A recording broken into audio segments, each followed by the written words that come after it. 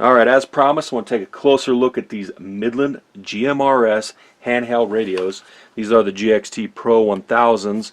Model number is GXT1000 VP4.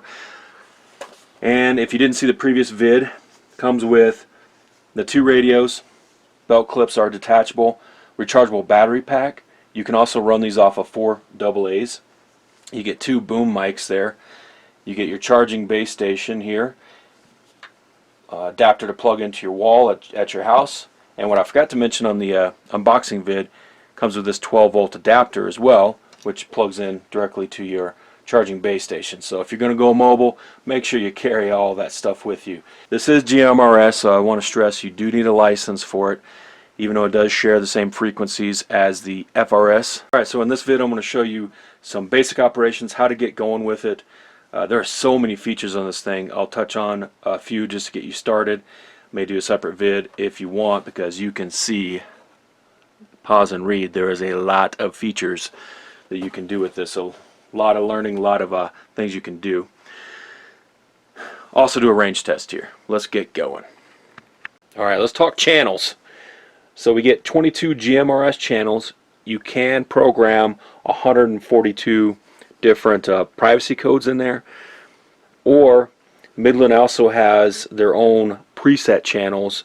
They have 28 of those, and what that is, they've pre-programmed some privacy codes, so you can just flick to those channels and it's already pre-programmed for you. Alright, I just want to show you, Midland does have a nice little chart that gives you the GMRS channels, the frequencies, their preset channels with the privacy codes. So yeah, you could set another brand to link up with yours, so to speak. And then there's the NOAA.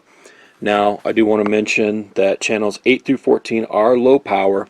Those are restricted to 1/2 watt, and that's what these do automatically. On the rest of the channels, you get high power. And I looked up the FCC rating on these, and they're broadcasting at 2.5 watts. So, yeah, channels 1 through 7.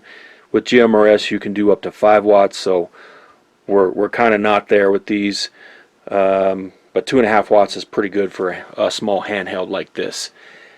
Alright, basic operation here. Knob up top turns it on, also adjusts the volume.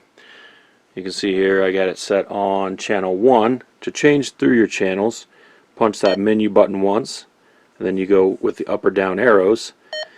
And what's nice is, once you get to channel 8, which is one of those low power channels, it automatically switches to low power for you.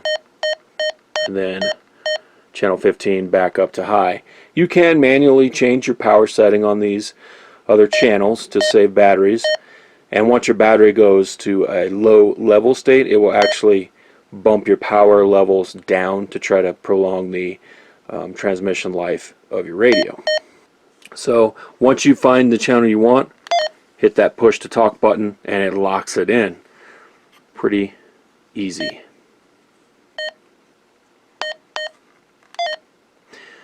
Now if you want to engage the weather channels, hold down the menu button for 5 seconds.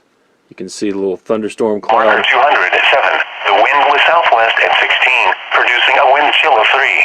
Pops on. Milepost 200. To get off, just hit that push to talk button and it resumes back to the channel you were on. Now it was scanning through and it just stopped at the whichever one was broadcasting. You can also tap up or down to select your specific weather channels.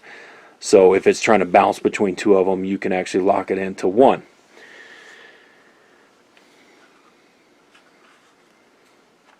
Alright, let's check this monitor scan button out here. So if you hit the monitor scan button, you use the scan feature, just hit it once. It's going to scan through all the channels and see if it picks up any transmissions. If it does, then you can lock it in. If it doesn't, just hit the scan button again and it'll go back to your original channel. You can monitor a specific channel to see if there's anything going on by holding that monitor button a little longer. You can see I pick up all the static, so I can adjust my volume.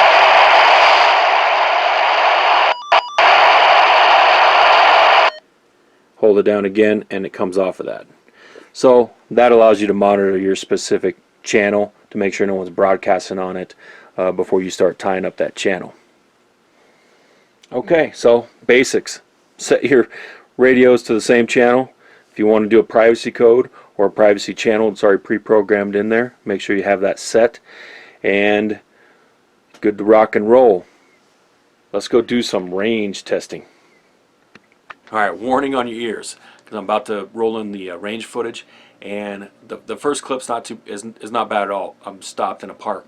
Second one, I didn't think about this. I was on the move in the truck going about 50-55 miles an hour on that road I was on, and yeah, I was going speed limit, and the camera's up against the windshield, so it picks up some horrendous road noise. And but I did get, if you want to skip that part, you can, but I did get 5 miles out of this sucker. So let's roll that in. Alright, a little disclaimer so I don't get called out on it. I did give my GMRS call sign when I was transmitting. I was testing the GXT1000 and the handhelds with the handheld here at the house, and I'm sitting here editing and having to slice and dice this footage, and it's not showing that from what I'm slicing and dicing here, trying to keep the vid short. I did give it. It is a requirement to give it first transmission and then every 15 minutes afterwards, so keep that in mind. Alright, 0.7 miles away, and there's a neighborhood. So there's actually, this is down the hill, so we may get things kind of blocked because there's no line of sight to my house over there. Let's give it a try though. Handheld. Mobile 2, this is Mobile 1, how copy?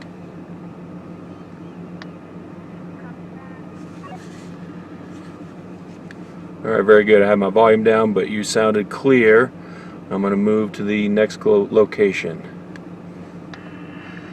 Okay. Alright. Mobile 1 to Mobile 2, how copy? Copy that. Alright, we're 5 miles out. Coming in a little garbled, but still hear you. That's good. Next location. Alright, just to sum this up, just to wrap this up, I like this little handheld, this little 2-pack here. Pretty nice to get you going, get you started. You do need that GMRS license. Remember that. 2.5 watts. I wish it was more on this, but it's not. I think some of the other models they have are like 3 or so.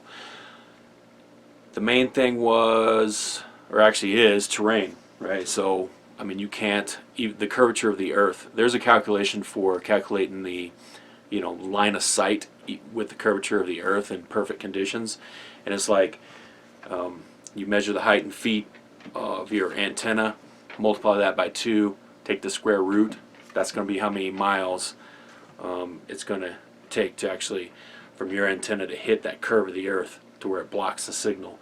So if you have 2 antennas, you would do that for both and add them together, and that's going to be your theoretical range. Of course, if you're a flat earther, you'll get that full 36 miles out of it guaranteed. Overall, I'm pretty impressed with going through the community, getting outside the, through the housing community and out to where I was in that industrial area.